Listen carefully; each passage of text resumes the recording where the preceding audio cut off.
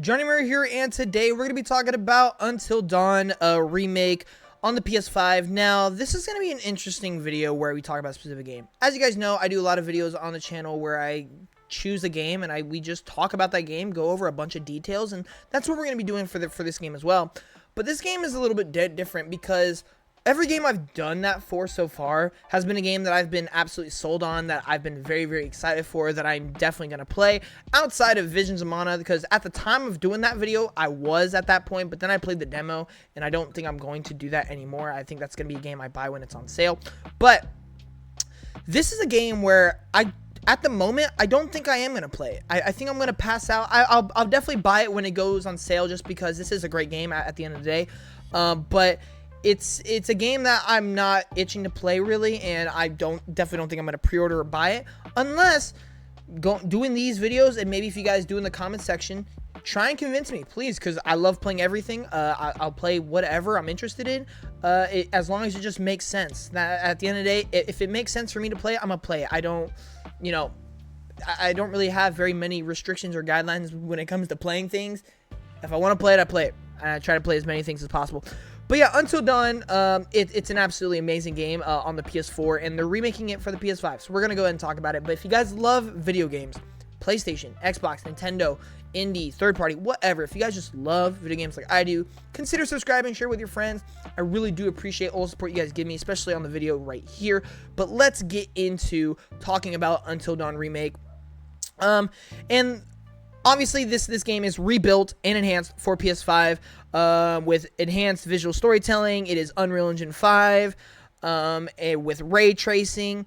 And yeah, this game really just does seem like they're completely upping the technology used in the game, which I'd expect for a remake like this. Now, this is a little bit weird because Until Dawn is a game that I think a lot of us agree it really didn't need a remake. It definitely is a game that, I mean, it's only a generation old. I mean, it came out on the PS4, and it still looks really good to this day. Like, this is a game where you can easily play it on your PS5 right now, and it looks phenomenal. I guess I shouldn't say phenomenal. It looks great, especially considering when the original game first came out. Now, I have played this game. I played it like way back when it did come out, when I got a PS4, and I loved it. I absolutely loved the game. I'm a big fan of these types of games. The Quarry is another game just like it. I think made by the same studio, I'm pretty sure. And it was absolutely phenomenal. But at the same time, this is not a game I was asking for a remake, nor did I think we'd get a remake, just because, again, I don't think we really needed it. But nonetheless, here it is. We have it. And, you know, it's interesting.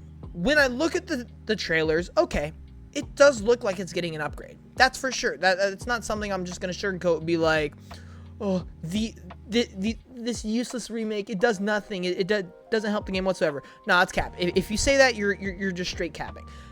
It's an obvious visual enhancement. The problem is that enough to get me to buy the game again and play it again? Especially when we just got the release date for October 4th, and it is releasing simultaneously on PC. I don't think that warrants me playing or getting the game because, well, first of all, it is going to cost money for a game that I played not like, I mean, all things considered, not too long ago. Like, obviously, it's been a long time. I don't really remember a lot of it, honestly. But, like, most games that get a remake are at least the PS3 or 360 generation or older. Very rarely do we get a PS4 remake outside of, like, The Last of Us, you know? And when it comes out October 4th, the same week as another remake that is a PS5 exclusive, that is the same genre, being horror, Silent Hill 2, which, granted, I don't think that game looks all that great, but I'm still going to play it. I just don't know if this game is really selling me on wanting to get it. Like I said, I am going to get it when it goes on sale. But for me, I don't know. It's just interesting. It's not a remake we wanted. It's not really a remake we needed. The release date is in a very convoluted time.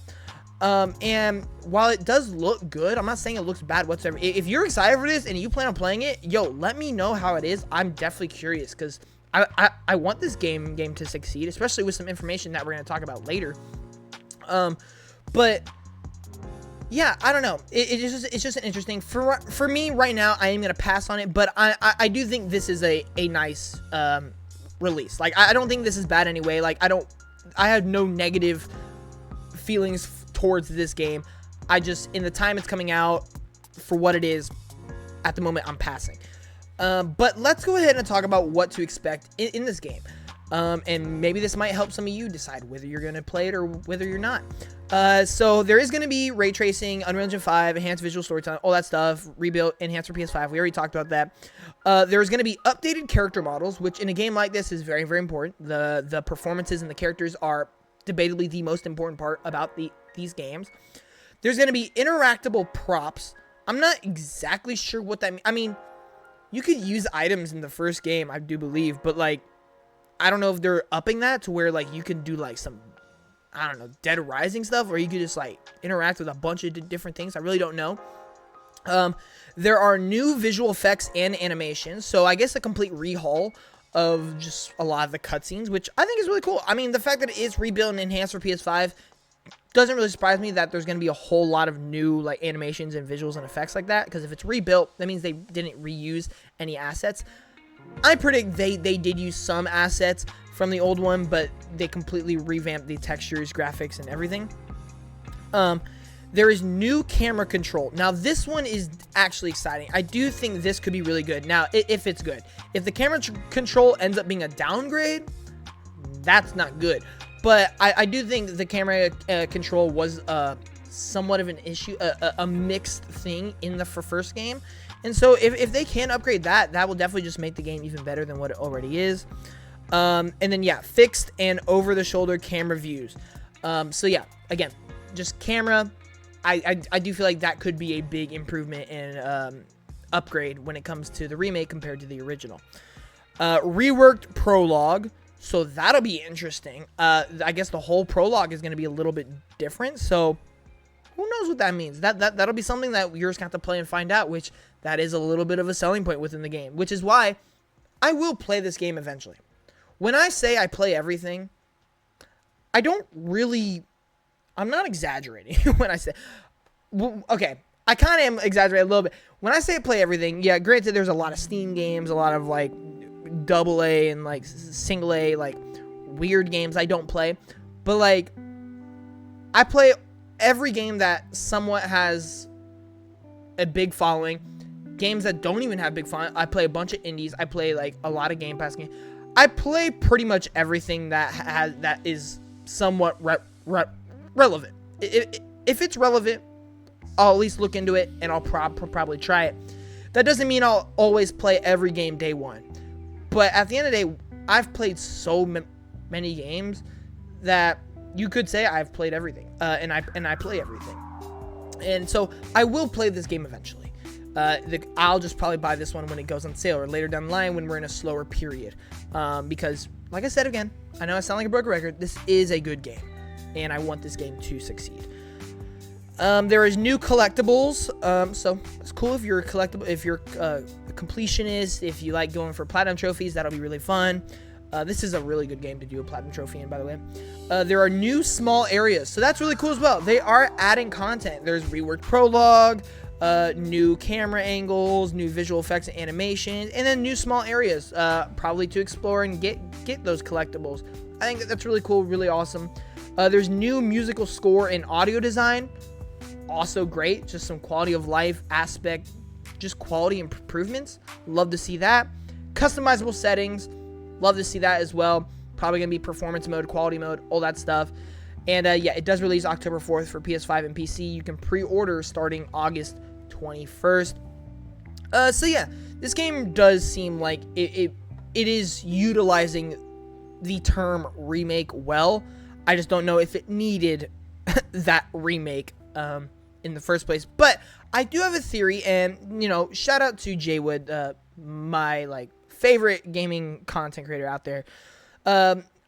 He brings up a good point that recently there were rumors and reports that Firesprite, a recently acquired PlayStation studio, is hiring and started development on a AAA horror game, a first-party PlayStation horror game. And the rumor right now, according to like, I think it was, I don't know if it was Jeff Grubb, Todd Warren, or somebody. Basically, the rumor is that it is not a new IP. It is an established IP. And when I think of first-party PlayStation horror games that are already established IPs, Until Dawn is really the only one that makes sense. So we might be getting an Until Dawn 2. And that seems really cool, especially considering Firesprite does have history and experience with making horror games. It does kind of seem like this could be a really nice fit. And I do think Until Dawn 2 will garner a lot of attention, a lot of excitement, because this is a great game after all and was really popular on the PS4. So if this remake is successful, and if this remake is good, and we have a sequel on the way, then it makes a lot more sense. Because I do think if a sequel is announced along the line, this remake, number one, will get way more attention. And I just think it'll make sense. Get more audiences aware of the first game, so that way you can get more excited for the sequel. And at that time, then I'll be like, okay, making a remake for this game was the right move. But as it stands right now, that is not the case. There is no sequel announced, and we just kind of have the announcement that, hey, we're getting a remake of an awesome game on the PS4. Here's the enhancements. Here's the upgrades.